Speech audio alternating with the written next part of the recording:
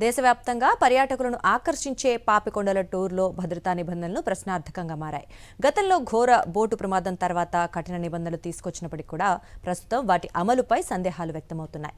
పర్యాటక శాఖ పర్యవేక్షణ లోపం, బోట్ల నిర్వాహకుల నిర్లక్ష్యంతో ప్రయాణికుల ప్రాణాలు ప్రమాదంలో పడుతున్నాయన్న ఆరోపణలు వినిపిస్తున్నాయి.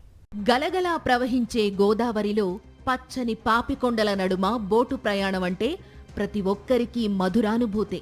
పోలవరం జిల్లా దేవీపట్నం వద్ద గండిపోసెమ్మ ఆలయం నుంచి ప్రారంభమయ్యే ఈ ప్రయాణం పేరంటాలపల్లి వరకు సాగుతుంది.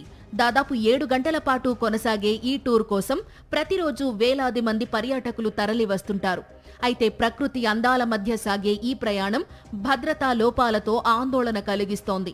ఇటీవల గోదావరి మధ్యలో ఓ బోటు నిలిచిపోవడంతో ప్రయాణికులు ప్రాణభయంతో గడిపిన ఘటన మరోసారి భద్రతా ఏర్పాట్లపై ప్రశ్నలు లేవనెత్తింది. ప్రస్తుతం 2 ఏపీ టూరిజం బోట్లతో పాటు మొత్తం 16 బోట్లు పాపికొండల టూర్ నిర్వహిస్తున్నాయి.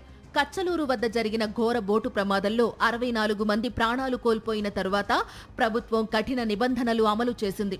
బోట్ల ఫిట్నెస్, కెపాసిటీ, లైఫ్ జాకెట్లు, రక్షణ పరికరాలు, పోర్టు అధికారుల అనుమతులు తప్పనిసరి చేసింది.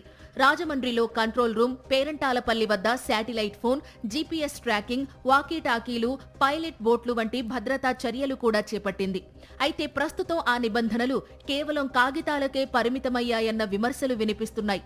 బోటు కదలగానే ప్రయాణికులు లైఫ్ జాకెట్లు తొలగించడం, బోట్లలో డాన్సులు, వినోద కార్యక్రమాలు నిర్వహించడం, పైలట్ బోట్లు కనిపించకపోవడం వంటి అంశాలు భద్రతపై ఆందోళన పెంచుతున్నాయి. బోటింగ్ పాయింట్ వద్ద కూడా కనీస సౌకర్యాలు లేకపోవడంతో పర్యాటకులు ఇబ్బందులు పడుతున్నారని స్థానికులు ఆరోపిస్తున్నారు. దేవీపట్నం పర్యాటకుల బోట్ పాయింట్ వద్ద పర్యాటకులకి కనీస సౌకర్యాలు కల్పించాలి. అదేవిధంగా మరుగుదొడ్లు, కూర్చోడానికి బల్లలు కానీ, అదేవిధంగా టెంట్లు కానీ కనీస సౌకర్యాలు కల్పించాలని చెప్పేసి కోరుతున్నాము.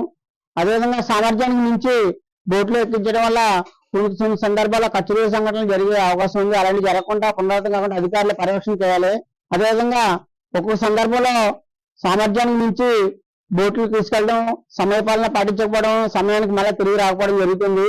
అలా జరగక పునరావృతం కాకుండా అధికారులు పర్యవేక్షించాలి. ఇటీవల పాపికొండల టూర్ తాత్కాలికంగా నిలిచిపోయి తిరిగి ప్రారంభమైంది. కానీ భద్రతా ప్రమాణాలు మాత్రం ఇప్పటికీ ప్రశ్నార్థకంగానే ఉన్నాయి. మరిన్ని అప్డేట్స్ కోసం ఛానల్ ను సబ్స్క్రైబ్ చేయండి. నోటిఫికేషన్స్ కోసం బెల్ ఐకాన్ పై క్లిక్ చేయండి.